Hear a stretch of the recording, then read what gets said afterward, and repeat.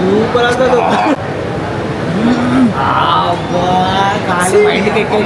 ఇక మా ఫ్రెండ్ అయితే బిల్లు కట్టి ఖుష్ అయిపోయాడు, ఏదో సాధించేసినట్టు.